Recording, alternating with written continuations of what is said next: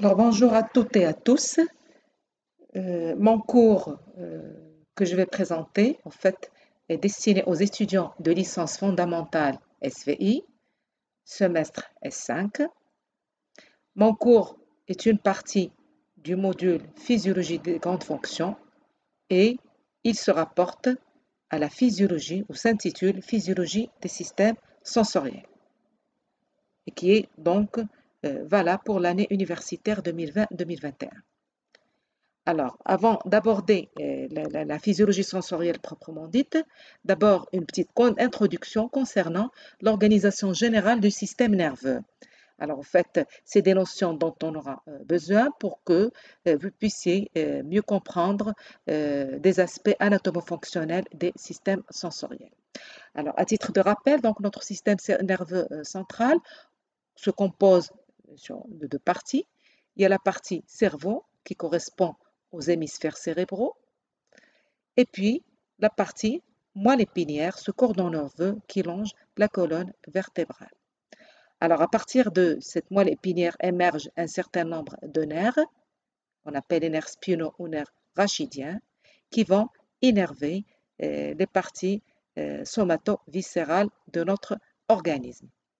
Alors d'autres nerfs émergent à partir de ce qu'on appelle le tronc cérébral, donc cette partie caudale de notre cerveau, le tronc cérébral, à partir duquel émergent aussi des nerfs et qu'on appelle des nerfs crâniens. Donc les nerfs crâniens émergent à partir du cerveau, en particulier du tronc cérébral, et les nerfs spino-rachidiens émergent à partir de la moelle épinière.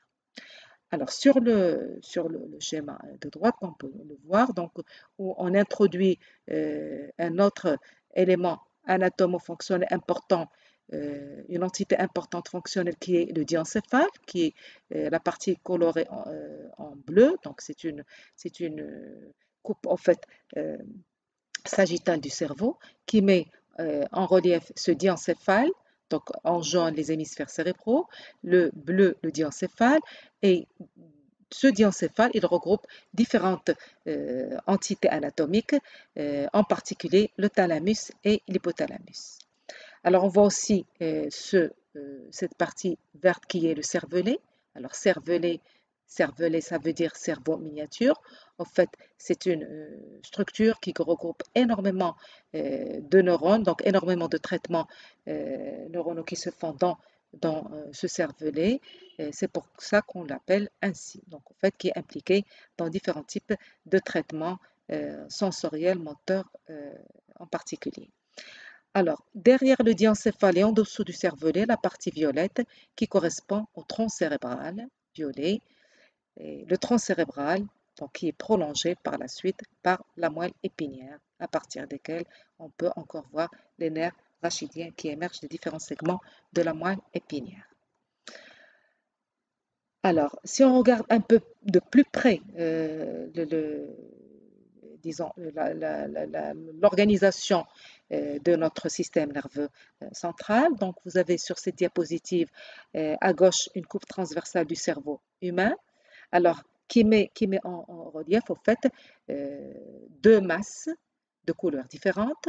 Alors, une masse grisâtre qui est périphérique et qui correspond à la substance grise. Donc, qui dit substance grise dit corps cellulaire. Donc, c'est là où se font les traitements neuronaux, puisque c'est là où il y a les corps cellulaires. Et puis, au niveau central, une partie qui apparaît blanchâtre, qui correspond en fait à la substance blanche, qui correspond en fait à des faisceaux de fibres myélinisées, donc qui connectent les différentes structures cérébrales entre elles et qui connectent aussi les structures symétriques des deux hémisphères. Donc la substance blanche, elle est centrale, la substance grise, elle est périphérique. Si on regarde cette fois-ci la coupe transversale de la moelle épinière, comme on peut le voir sur cette coupe qui est colorée et observée à la loupe, eh bien, on peut voir aussi distinguer une partie blanche et une partie qui est contrastée, qui apparaît ici marron puisqu'elle est colorée. Alors la partie contrastée centrale et qui est en forme de papillon, ça correspond à la substance grise qui est centrale, d'accord? Et puis en périphérie, la substance blanche, donc qui, euh, qui entoure cette substance grise, et bien sûr pour la substance grise, en fait, elle est organisée en deux cornes, une corne dorsale ou postérieure. Alors tout ce qui est postérieur, il est côté du dos, et tout ce qui est antérieur, il est du côté du ventre. Donc la substance grise, elle est organisée en corne du côté dorsal, donc la corne postérieure, et une corne du côté ventre, c'est la corne antérieure. La substance blanche aussi, elle est organisée en cordon ou en colonne. Alors la substance blanche qui est du côté dos, c'est les cordons ou colonnes dorsales. La partie blanchâtre qui est latérale, c'est les colonnes ou cordons latéraux. Et puis, en bas du côté ventre, les colonnes blanches, c'est les colonnes ventrales ou colonnes antérieures. Alors, vous voyez donc que le cerveau et la moelle épinière s'organisent différemment par rapport à la situation des corps cellulaires qui sont responsables de tout ce qui est traitement et intégration neuronale, et puis la substance blanche qui est elle responsable de la conduction des messages nerveux. Cette conduction, comme on le voit plus tard, qui peut être soit ascendante, soit descendante dans la moelle épinière. Et bien entendu, vous voyez, collé à la moelle épinière, il y a le départ des nerfs rachidiens, euh, avec le ganglion rachidien qui abrite le corps cellulaire de ces fibres nerveuses, et puis une racine postérieure qui est sensorielle, et une racine antérieure ventrale qui est une racine motrice qui émerge à partir des parties motrices de la moelle épinière. Alors, sur le plan organisation fonctionnelle de notre système nerveux, donc comme on l'a dit, vous savez maintenant que notre système nerveux est organisé en système nerveux central, système nerveux périphérique. Le système nerveux central comprend le cerveau, lequel abrite les hémisphères cérébraux, le diencéphale, le cervelet et le tronc cérébral, et puis la moelle épinière. Alors, quel est le rôle de notre système nerveux central? Eh bien, son rôle, c'est d'abord de recevoir l'information, différents types d'informations qui peuvent provenir de l'environnement extérieur ou encore de notre milieu intérieur. Donc, il reçoit l'information. En deux, il va intégrer cette information. Et en trois, il va édifier une réponse, programmer une réponse appropriée, motrice, pour bien sûr répondre à un stimulus d'entrée sensorielle.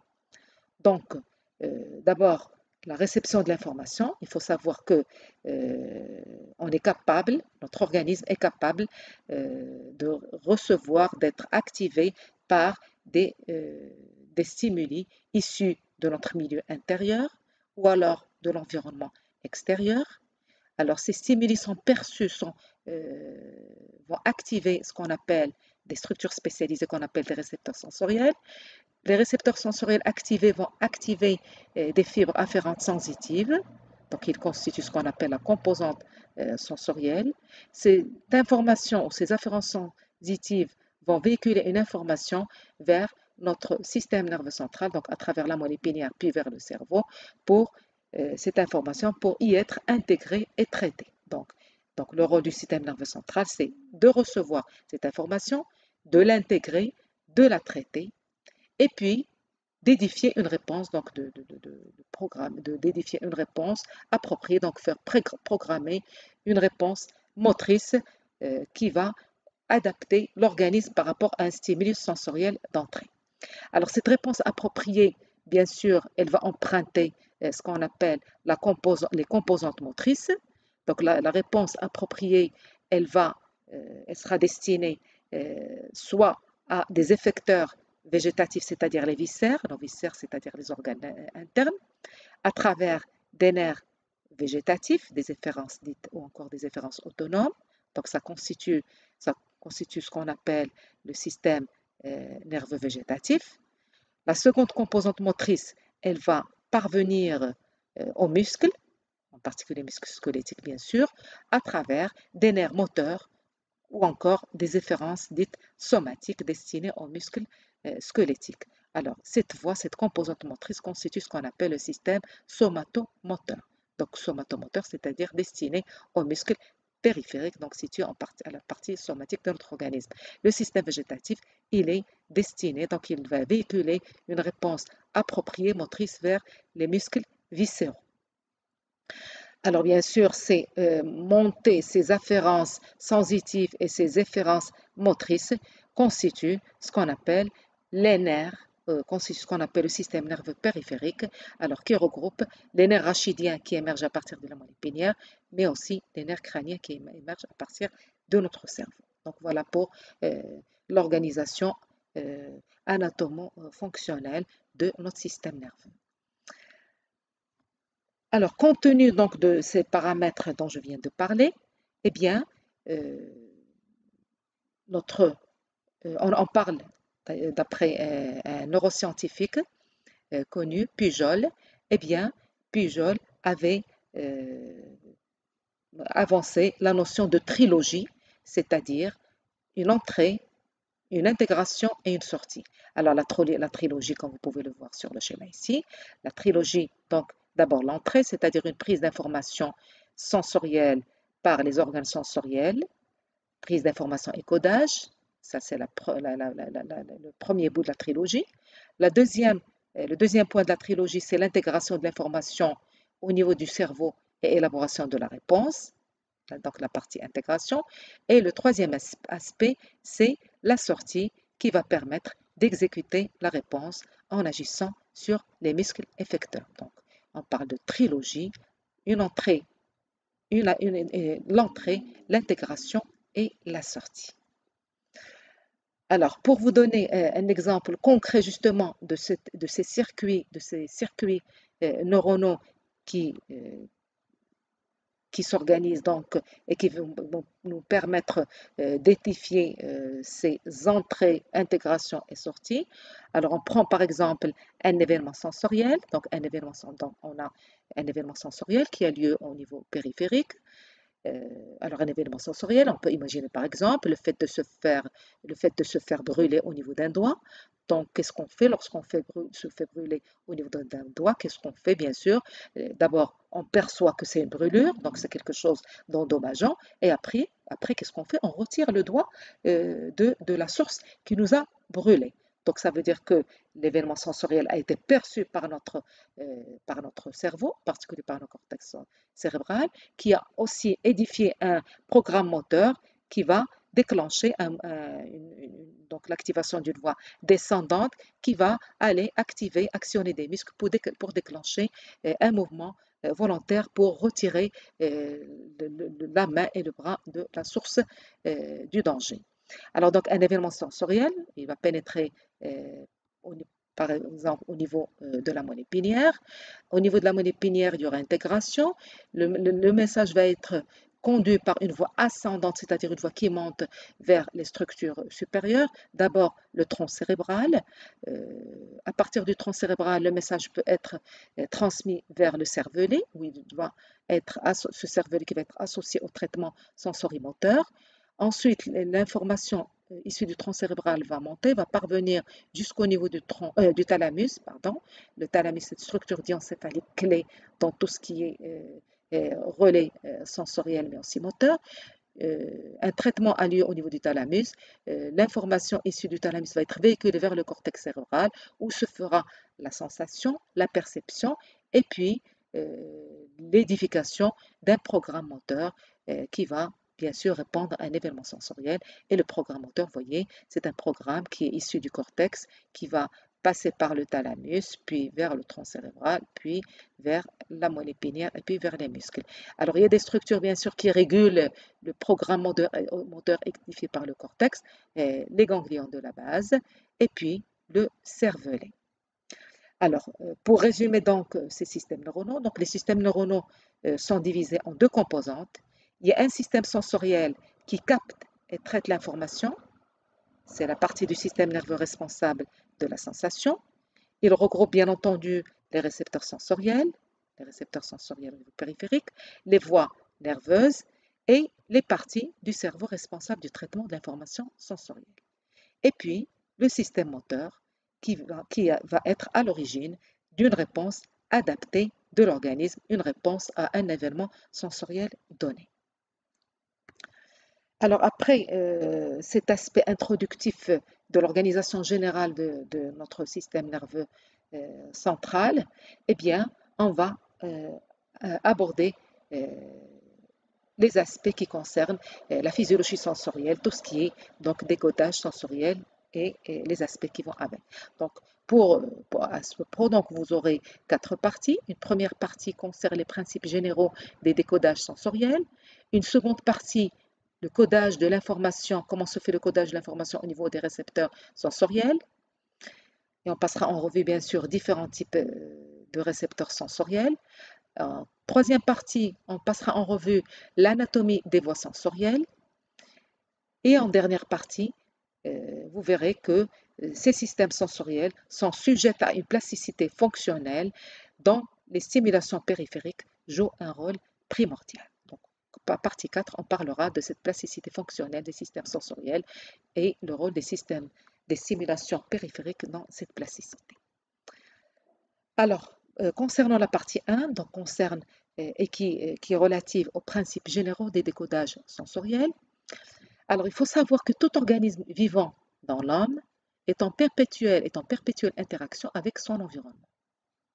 Ces interactions lui permettent d'être conscient des variations de paramètres environnementaux, donc d'être conscient, de percevoir, ensuite de réagir vis-à-vis de stimulations particulières,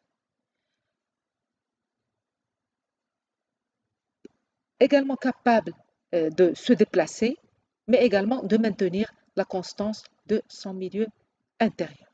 D'accord? Donc, euh, on interagit, ça veut dire qu'on interagit, on est en perpétuelle interaction avec notre environnement, on est conscient des variations des paramètres de l'environnement, on est capable de réagir à ces variations, on est capable de se déplacer, on est également capable d'ajuster la constance de notre milieu intérieur à chaque fois qu'il y a une modification de paramètres euh, de ce milieu. Alors cela nécessite bien sûr une prise permanente d'informations et la circulation de messages entre les différentes cellules de l'organisme. Et le système nerveux avec le système endocrinien constitue l'un des systèmes de communication intercellulaire par excellence. Alors, comme on peut le voir sur le schéma suivant, donc toute variation au sein de toute variation du milieu va être perçue, donc elle va activer des organes spécialisés qu'on appelle des organes sensoriels. Un message sensoriel qui est né au niveau de ces organes sensoriels va être véhiculé vers le système nerveux central, où se fera le décodage, l'interprétation et la comparaison de, ce, de cette sensation à ce qu'on a acquis, à ce qui est stocké dans notre mémoire. Et euh, tous ces traitements vont déclencher ce qu'on appelle la perception. Donc, une variation du milieu, par exemple, le chaud, il fait très chaud dans mon environnement, j'ai des organes sensoriels du chaud qui vont percevoir l'information, ils vont véhiculer un message vers le système nerveux central qui va décoder comme quoi c'est un message de variation thermique, il s'agit d'une température chaude et que, bien sûr, je compare à ce qui est acquis, par exemple, je dis que c'est, bien sûr, je suis en été, donc il fait très chaud, et bien sûr, là, je perçois le chaud de la saison d'été. Alors, la mise en jeu des organes sensoriels entraîne donc une sensation qui, après interprétation en référence à ce que nous ayons pu apprendre, c'est-à-dire comparaison à l'acquis, constitue la perception. Alors, je répète, je perçois le chaud, je vais décoder, j'interprète comme quoi je suis dans un environnement chaud, et je compare que effectivement je suis en été, donc c'est une température chaude de l'été, donc je suis en train de percevoir un environnement chaud lié à la saison d'été. Alors voilà donc la perception. Donc il y a deux notions à bien distinguer, la sensation d'abord, et puis lorsque cette sensation elle est améliorée en comparaison à ce qui est stocké dans ma mémoire, je vais édifier ce qu'on appelle la perception. Alors, qu'est-ce que c'est que ces organes sensoriels ou ces récepteurs sensoriels?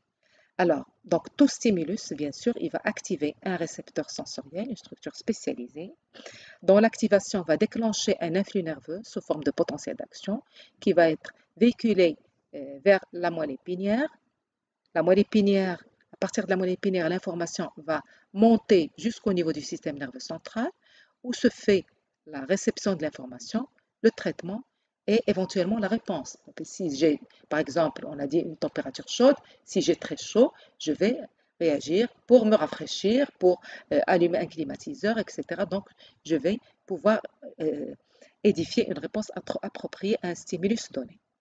Donc, qu'est-ce que c'est qu'un récepteur sensoriel? C'est une structure capable d'être activée par un stimulus issu de l'environnement interne ou externe de l'organisme. En réponse à ce stimulus, le récepteur déclenche une transduction à l'origine de potentiels d'action qui ont lieu sur la même cellule ou sur une deuxième cellule, une cellule dite adjacente. Ça, on va le voir avec les exemples qu'on va aborder par la suite. Alors, bien sûr, ce sont les potentiels d'action qui vont transmettre l'information correspondant au stimulus détecté par le récepteur sensoriel jusqu'au système nerveux central. C'est grâce au potentiel d'action. En fait, le seul langage qui est compris et qui va être traité par le système nerveux central, c'est ces potentiels d'action. Donc, un stimulus sensoriel va être converti en influx nerveux qui va être interprété par notre système nerveux central. Alors, si on regarde de près l'organisation générale de notre sensorialité, en fait, cette sensorialité, elle se fait à plusieurs étages, à plusieurs niveaux. Donc, si on veut dire, elle est bien carrée au niveau de chaque compartiment. Donc, d'abord, le stimulus sensoriel, qui peut être d'ordre physique ou chimique, va être perçu par le récepteur sensoriel. Le récepteur sensoriel va convertir ce stimulus en signal électrique, c'est ce qu'on appelle la transduction. Le signal électrique ou l'influx va être véhiculé vers les centres, des centres nerveux, mais c'est des centres sous-corticaux, donc des centres qui sont situés, par exemple, au niveau du tronc, bien sûr à partir de la moelle épinière, puis vers le tronc cérébral, donc au niveau des centres sous-corticaux. Ces centres peuvent déclencher des réponses réflexes et végétatives. Alors, pour vous donner un exemple, par exemple, je me fais agresser par un chien. Donc, j'ai une activation qui va parvenir jusqu'au niveau des centres sous-corticaux. Alors, ces centres sous-corticaux vont déjà pouvoir déclencher des réponses réflexes. Donc, le fait de fuir d'une manière réflexe une source qui est dangereuse pour moi, ça peut être un chien qui va m'agresser, ça peut être une brûlure au niveau du doigt. Donc, je vais retirer, édifier une réponse motrice réflexe immédiate qui n'a pas besoin de mon cerveau, de mon cortex cérébral pour être déclenché. Donc, c'est des réponses motrices réflexes. Je peux déclencher également des réponses végétatives, c'est-à-dire une accélération cardiaque, la respiration qui s'accélère, augmentation du transit intestinal, etc. Donc, je peux déclencher des réponses végétatives qui sont nées directement au niveau des centres sous-corticaux. Alors, donc là, je déclenche ce qu'on appelle une sensibilité dite inconsciente puisque ça n'atteint pas le cortex cérébral. Alors, l'influx qui est né au niveau de ces centres corticaux et qui a déclenché ces sensibilités inconscientes est véhiculé ensuite vers les structures supérieures du cerveau et ça parvient au niveau de notre cortex cérébral, donc au niveau des différentes aires corticales, où va se faire la sensation. Donc là, je vais vraiment la sensation de douleur, la sensation de chaud, de froid, de pression, etc. Cette sensation, bien sûr, il va y avoir une prise de conscience, l'interprétation de cette sensation et la comparaison à ce qui est acquis. Donc, on prend sa signification, on la compare à ce qui est acquis. Et là, je vais édifier ce qu'on appelle la perception. Je peux même mémoriser, si c'est une information nouvelle et qui m'a marqué, je peux la mémoriser, stocker dans ma mémoire. Alors là, bien sûr, le cortex cérébral après perception, il va déclencher une réponse motrice volontaire, c'est-à-dire il va organiser des réponses motrices plus complexes, c'est-à-dire je me fais brûler, je vais aller chercher à me soigner, je vais m'éloigner d'une manière plus réfléchie du danger. Mettons, je sens le gaz c'est aussi du sensoriel, le gaz dans la maison. Je perçois que c'est une odeur de gaz, c'est une odeur et c'est une odeur de gaz qui vient de la bouteille de gaz. Il y a un danger, donc je vais aller fermer la bouteille de gaz. Je peux entendre aussi, je peux entendre le téléphone sonner. Eh bien, c'est un stimulus sonore qui va déclencher dans mon cortex cérébral une réponse motrice, c'est-à-dire je vais aller répondre au téléphone. Donc là, il s'agit d'une réponse volontaire et c'est une sensibilité dite consciente, c'est-à-dire ça parvient au cortex cérébral où se fait le traitement conscient. Alors pour ces trois composantes-là, à ces niveaux-là, eh bien, j'aurai l'apparition d'une réponse sensorielle dite objective. Objectif, ça veut dire quoi? Ça veut dire que le stimulus sensoriel va déclencher une activité électrique. Après transduction, cette activité électrique va être véhiculée jusqu'au centre sous-corticaux pour déclencher ces réponses. Donc tout ça pour déclencher des réponses motrices, réflexes et végétatives que je peux quantifier. Je peux quantifier. Donc, je peux quantifier une réponse réflexe, je peux quantifier une fréquence cardiaque, respiratoire, etc. Donc, il s'agit d'une réponse sensorielle dite objective qui est quantifiable. Par contre, la sensation et la perception, le fait de sentir le froid, le chaud, un peu froid, pas assez froid, très chaud, mal, pas assez mal, très très mal, tout ça, ça reste une réponse sensorielle dite subjective, donc qui n'est pas mesurable d'une manière exacte et comme ce que peut l'être la réponse sensorielle objective. Voilà, donc comme je le répète, on a dit que la perception, en fait, c'est une forme optimisée de la sensation. Donc la sensation, par exemple, je sens une odeur, après traitement, je reconnais que cette odeur, c'est le gaz. Là, c'est la perception. Donc là, je perçois une odeur de gaz. Donc la perception, c'est quelque chose de plus précise et d'optimisé par rapport à la sensation.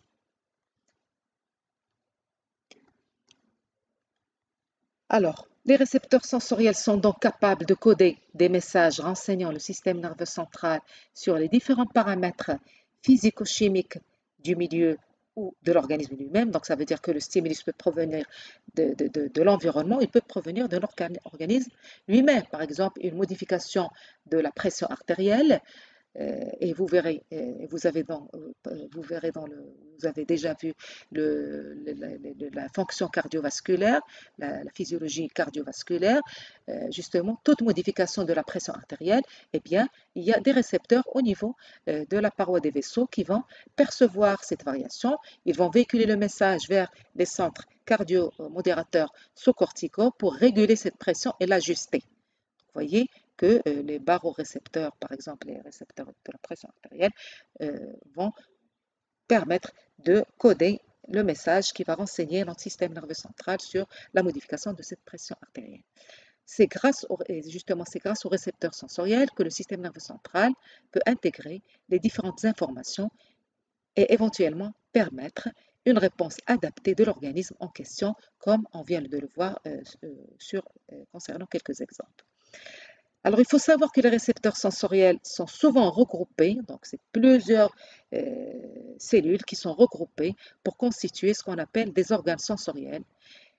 Et ces organes sensoriels qui sont généralement spécifiques d'une modalité sensorielle particulière, donc d'un type de sensation particulier. Alors, qu'est-ce que c'est qu'une modalité sensorielle? C'est une sensibilité particulière liée au fonctionnement d'un organe sensoriel. Quelles sont les principales modalités sensorielles connues chez les vertébrés? Eh bien, on connaît ce qu'on appelle la somesthésie. C'est la sensibilité du tact. Le tact, c'est le toucher, la pression et la vibration. La sensibilité du chaud, du froid.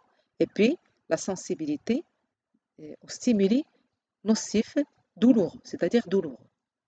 Alors, pour cette modalité sensorielle, les récepteurs, au fait, sont des récepteurs diffus à travers tout le corps, à travers la peau en particulier. Alors, il y a les autres modalités sensorielles plus spécialisés, la vision, l'audition, l'équilibre, la gustation, l'olfaction. Alors, et pour ces 5 sens spécialisés, les récepteurs ici sont limités à un organe. Donc là, pour ces 5 sens, on parle d'organes sensoriels puisque les cellules réceptrices sont regroupées dans un organe particulier. Alors pour la vision, l'œil, pour l'audition et l'équilibre, l'oreille, la gustation, la langue, et puis l'olfaction et les structures extralinguales, bien sûr, et puis l'olfaction, pour l'olfaction, la muqueuse olfactive. Donc là, les récepteurs sont limités à un petit organe. Alors pour que la somesthésie, pour ce qu'on appelle la somesthésie ou sensibilité somatosensorielle, la sensibilité générale, les récepteurs sont diffusés à travers tout le corps. Alors sur ce tableau, donc,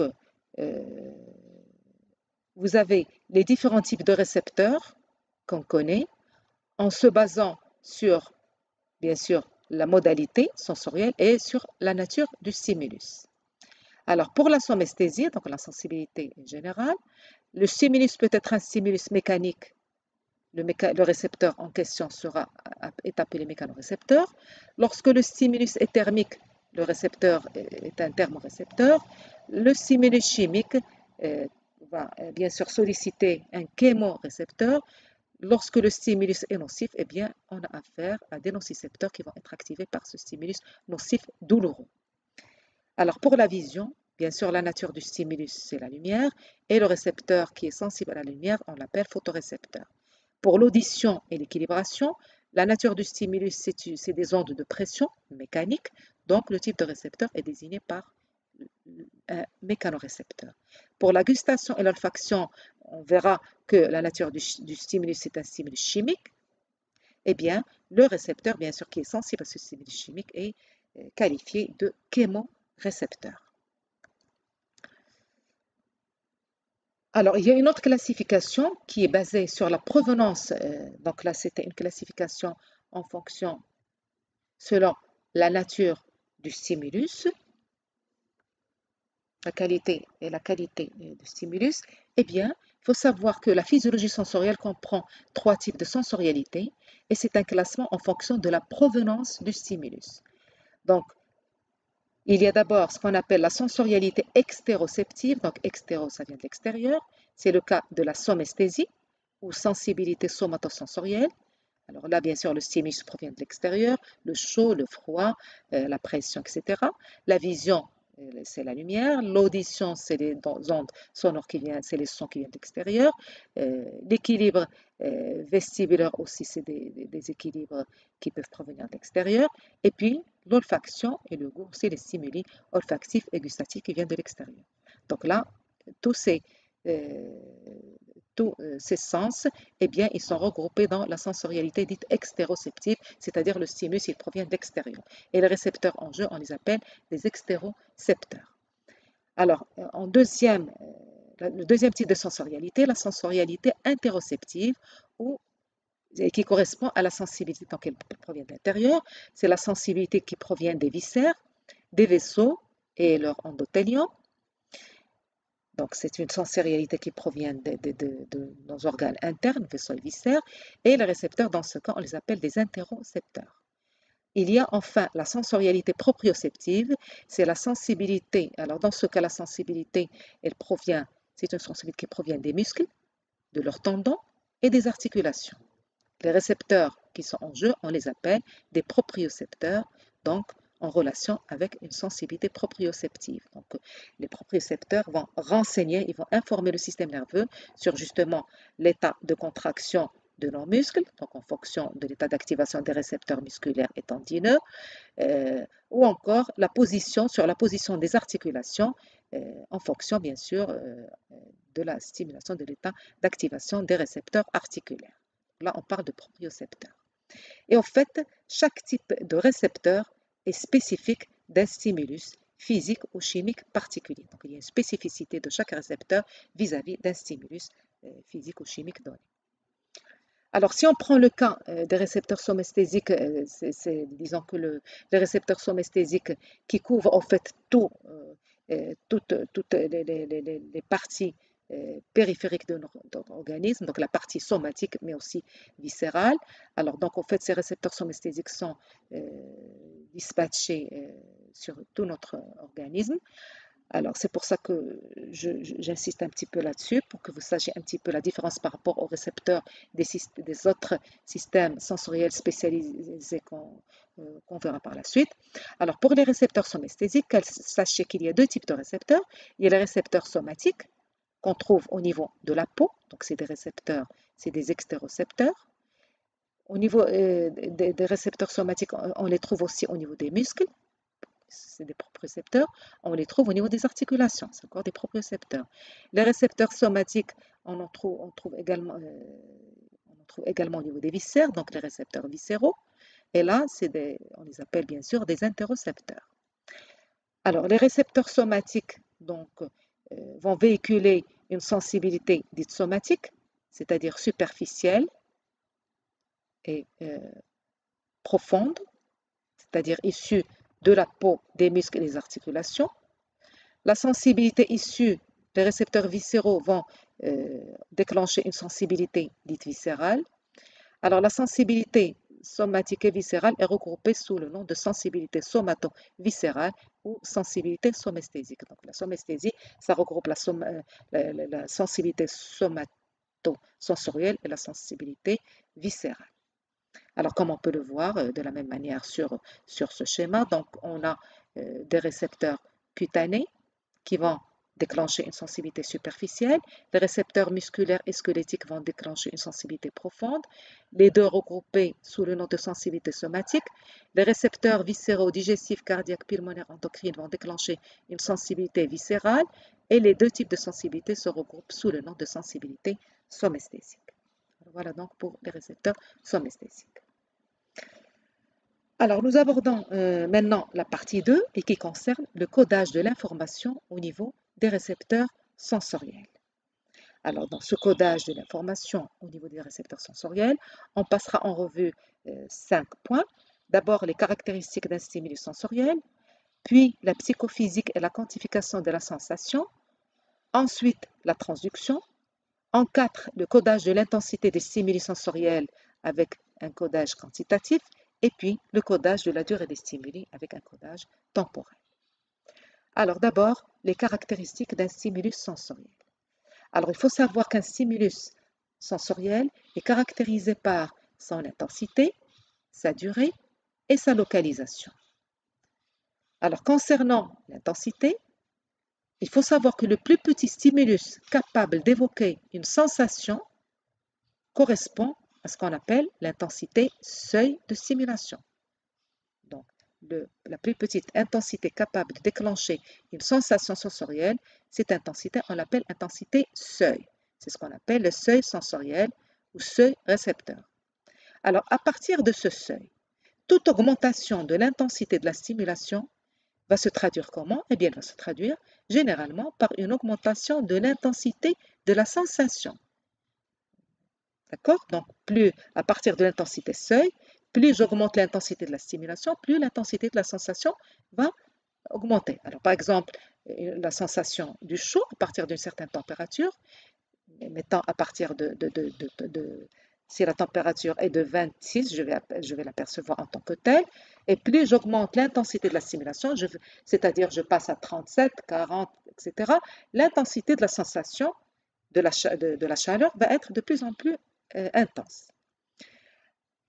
Alors, et la sensation correspond donc à la mise en jeu d'un organe sensoriel à un instant donné et dans une région de l'espace qui est parfaitement définie et bien sûr qu'on appelle champ récepteur. Alors, la deuxième caractéristique du stimulus, c'est la durée. Généralement, une stimulation durable n'induit une sensation que durant un temps limité. Il y a alors adaptation du système sensoriel. Alors, c'est-à-dire, lorsque, par exemple, je prends l'exemple où on porte nos vêtements, je porte un vêtement, je porte une montre. Donc, au début, je sens ma montre. Après un certain temps, si le stimulus est maintenu, si la montre est maintenue sur mon bras, eh bien, après, je ne vais plus la ressentir. La même chose, si je porte une bague, je la sens au début, je ne la sens plus après.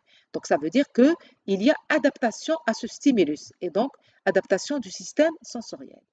Alors, un seul cas où il n'y a pas d'adaptation au stimulus sensoriel, c'est le cas des sensations douloureuses. Donc, seules les sensations douloureuses ne s'adaptent pas ou ont une adaptation très faible et lente. Et il faut savoir même qu'une stimulation douloureuse, elle peut même entraîner une sensation qui dure plus longtemps, qui dure au-delà de la stimulation elle-même. D'accord? Donc, c'est une sensation qui ne s'adapte pas. Ça veut dire que tant que le stimulus douloureux nocif est maintenu sur un récepteur, je vais continuer à sentir la douleur et même lorsque le stimulus s'arrête, je vais encore sentir la douleur. Si je prends l'exemple où je me fais brûler au niveau d'un doigt, donc même si le stimulus douloureux, je me suis écarté du stimulus douloureux, eh bien, je peux continuer à avoir mal après la fin de la stimulation. Alors, je vais parler maintenant de ce qu'on appelle la psychophysique et la quantification de la sensation. Alors, tout à l'heure, je vous avais dit que la sensation et la perception, c'était une réponse sensorielle subjective, c'est-à-dire qui n'est pas quantifiable d'une manière précise et d'une manière mathématique. Alors, justement, les neurobiologistes se sont penchés sur cette sensation, c'est ce qu'on appelle la psychophysique, et vous verrez ce qu'il en est. Alors, donc l'intensité d'une sensation exprimée par un sujet ou évaluée chez un animal n'est qu'une valeur subjective, comme je viens de vous le dire. Elle ne peut en aucun cas avoir une grandeur physique, comme c'est le cas de la réponse réflexe qu'on peut vraiment évaluer d'une manière précise et d'une manière mathématique, d'une manière précise et mesurable au niveau des centres sous-corticaux. Alors pour cela, donc, en fait, on se fixe juste des unités arbitraires pour apprécier la sensation. Donc on ne va pas la mesurer de manière précise, on va juste l'apprécier. Alors pour cela, donc les neurobiologistes se sont fixés des unités arbitraires pour apprécier cette sensation. Il est justement difficile d'établir une quantification universelle dans ce cas. Alors, donc le mot psychophysique désigne l'étude de la relation quantitative entre un stimulus physique et la perception. Alors comment justement, on va voir comment ça a été abordé, c'est-à-dire comment l'organisme transforme des valeurs physiques en valeurs psychologiques. Alors pour cela, des échelles de sensations ont proposé des échelles de sensations, proposent une fonction mathématique. Donc, les chercheurs ont essayé d'établir des relations mathématiques reliant l'intensité physique du stimulus à la sensation perçue. Alors là, je vais vous parler de deux exemples de lois. Alors, il y a la loi Fechner et la loi Stevens. En se basant sur la loi Fechner, eh bien, voilà la relation qui a été établie. Donc, vous avez l'intensité, cette courbe qui exprime l'intensité perçue en fonction de l'intensité physique, donc l'intensité de la sensation en fonction de l'intensité de la stimulation. Alors, en se basant sur la loi Fechner, donc qu'est-ce qu'on a constaté? Que la perception varie comme le logarithme de son intensité. Donc, plus l'intensité de la stimulation augmente, plus l'intensité de la perception augmente jusqu'à un plateau. Donc, ça, c'est ce qu'on appelle l'échelle de Fechner. Donc, selon Fechner, voilà ce qu'il avait décrit comme relation mathématique. Alors, en fait, cette relation mathématique, elle n'expliquait pas tous les cas de figure. Donc, il y avait, selon Stevens, 3 types de fonctions. Donc, ça a été résumé par 3 types de fonctions qui permettent de rendre compte de tous les cas de figure. Alors, vous avez ici 3 relations. Il y a une fonction, donc toujours l'intensité de la sensation, de la perception en fonction de la valeur de la stimulation. Alors, donc, il y a cette relation qui correspond à une fonction linéaire. La deuxième relation, c'est une fonction dite accélérée qui a cette allure-là. Et la troisième relation, c'est une fonction dite logarithmique comme ce qui a été décrit selon la loi Fechner. Vous voyez donc, les neurobiologistes se sont vraiment acharnés pour essayer, bien sûr, de ressortir des relations mathématiques entre qui relient l'intensité de la sensation, de l'intensité du stimulus à la sensation, à l'intensité de la sensation perçue par l'individu. Alors, pour vous rendre compte, donc je vais vous donner quelques exemples. Alors, donc là, on va voir l'exemple de la relation intensité-perception douloureuse, c'est-à-dire la perception d'un stimulus douloureux, d'une douleur. Alors là, bien sûr, on a mis au point des échelles d'évaluation de la sensation douloureuse. Alors là, je vous donne deux exemples d'échelles. Vous avez ce qu'on appelle l'échelle visuelle analogique, donc qui est utilisée pour évaluer la sensation de la douleur chez l'adulte. Et puis aussi l'échelle verbale simple, qui est aussi une échelle utilisée chez l'adulte. Alors, pour l'échelle visuelle analogique, alors pourquoi évaluer une perception douloureuse? Alors, il faut savoir qu'il y a des patients qui vont chez le médecin justement parce qu'ils ont mal. Et bien sûr, le clinicien, pour évaluer leur état de souffrance, il a besoin de se faire une idée sur disons, l'ampleur de cette douleur. Donc, il a besoin d'évaluer ou de quantifier un petit peu cette sensation douloureuse et pour cela, il va la situer sur une échelle d'évaluation, ce qu'on appelle l'échelle visuelle analogique. Donc, alors, qu'est-ce que c'est que cette échelle? Vous voyez, le clinicien dispose d'une règle graduée de 0 à 10, d'accord? Alors, cette règle, elle possède un curseur qui peut bouger, donc qui se déplace. Alors, voilà donc cette règle graduée. D'un côté, on ne voit pas les graduations, on voit que le curseur. Et de l'autre côté, on voit les graduations. Donc, aux patients, on va la montrer, l'exposer comme ça. Donc, on va demander aux patients de positionner le curseur sur cette règle. Donc là, il n'y a pas de douleur. Et là, c'est la douleur maximale imaginable. Et on lui demande, le médecin lui demande de positionner le curseur s'il a peu de douleur, un peu plus de douleur, douleur plus intense, etc. Ou alors douleur intense. Et là, il tend vers la partie de droite. Donc, bien sûr, le clinicien, il a en face de lui les valeurs et il va chiffrer cette douleur. Donc là, par exemple, il est à 6,5. Alors, donc, le patient, comme je viens de le dire, doit positionner le curseur à l'endroit qui situe le mieux sa douleur. Alors, pour l'échelle verbale, donc l'échelle verbale, c'est-à-dire, c'est une échelle qui est simple. Le patient va apprécier la douleur par palier. Chaque palier correspond à un score qu'on demande au patient. Donc là, il y aura 4 scores, 5 scores. Pas de douleur, c'est le 0. Le 1, douleur faible. 2, douleur modérée. Douleur intense. Douleur extrêmement intense. Alors, on demande, le médecin demande au patient donc de donner le ressenti par rapport à cette échelle, de dire je suis en 1, en 2, en 4, etc. Alors, et comme on peut le voir, pour la relation intensité-perception douloureuse, donc qui est exprimée dans ce graphe, d'accord? Donc, à partir d'une intensité dite seuil, ce qu'on appelle le seuil de détection, eh bien, plus l'intensité du stimulus augmente, plus la perception douloureuse augmente. Donc, en fait, elle répond parfaitement à la loi Fechner qui correspond à une fonction logarithmique. Alors, je prends aussi le cas de la sensation auditive. Alors, pour la sensation douloureuse, la relation, c'est une relation logarithmique. Donc, à partir d'une intensité seuil, plus l'intensité plus l'intensité de l'onde sonore augmente, plus la sensation augmente jusqu'à un maximum. Alors, bien entendu, donc la sensation auditive ou la relation intensité-sensation auditive répond parfaitement à la loi de Fechner, c'est-à-dire que la sensation varie comme le logarithme de l'excitation. Alors, l'excitation, bien sûr, comme vous pouvez ici,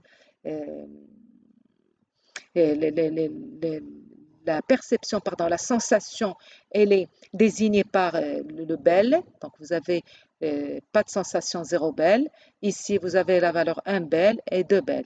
Alors, à ces sensations correspond à chaque un bel, par exemple, correspond le chiffre 10 et l'excitation sonore, en fait, elle est mesurée par ce qu'on appelle les décibels. Ça, on va revenir lorsqu'on parlera du système auditif. Donc, le 10 décibels sonore va déclencher une sensation d'un bel et 100 décibels va déclencher une sensation de 2 bels. Vous voyez bien qu'on a pu quand même établir une relation mathématique entre l'intensité de l'excitation et l'intensité de la sensation. Alors, pour la relation intensité, intensité-sensation gustative, là aussi, on a étudié la relation intensité de la sensation en fonction de l'intensité de la stimulation. Alors, bien sûr, voilà les résultats qu'on a obtenus. Alors, il faut savoir qu'on a obtenu des résultats expérimentaux qui ont été obtenus chez un sujet auquel on demande de goûter des solutions acides, d'acide citrique, ou de sucre de concentration variable, et on demande à ce sujet d'exprimer combien de fois concentrée était cette solution par rapport à une solution de référence. Donc voilà, on lui a donné différents stimuli gustatifs, des goûts de concentration différentes. Plus la concentration du goût augmente, eh bien, plus la sensation gustative va augmenter, et on voit bien que la relation, il s'agit d'une relation parfaitement linéaire, une relation linéaire entre l'intensité de la sensation et l'intensité de la stimulation. Alors bien sûr, ici, vous voyez des unités arbitraires que se fixe l'expérimentateur. Alors bien sûr, en fait, pour comprendre s'il y a une corrélation entre cette relation intensité-sensation et relation intensité-activité bioélectrique, eh bien, il est parfois possible d'enregistrer directement l'activité des fibres sensorielles chez des patients. Donc, en même temps qu'on mesure la sensation chez le sujet, donc il me décrit ce qu'il ressent, je vais en même temps enregistrer par le biais d'électrodes l'activité de fibres sensorielles qui sont issues des récepteurs sensoriels qui ont été activés par les substances donc douées de goût. Alors, et qu'est-ce qu'on constate? Donc, lorsqu'il est possible d'enregistrer directement l'activité des fibres sensorielles chez des patients, eh bien, l'augmentation de l'activité de ces fibres, c'est-à-dire la fréquence de décharge, elle suit la même évolution que la sensation en fonction d'une augmentation de l'intensité de stimulation. C'est ce que vous voyez ici en courbe verte, donc augmentation de l'activité bioélectrique, c'est-à-dire augmentation de la fréquence des potentiels d'action. Donc plus l'intensité de la stimulation augmente, plus la fréquence des potentiels d'action dans les fibres afférentes sensorielles augmente, et plus la fréquence des potentiels augmente, plus la sensation au niveau de mon cortex cérébral va augmenter. Donc en fait, il y a une parfaite conformité, corrélation entre l'intensité de la sensation et l'activité électrique et bioélectrique qui apparaît au niveau des fibres sensorielles qui vont véhiculer ce message sensoriel. Voilà, donc je m'arrête pour cette partie.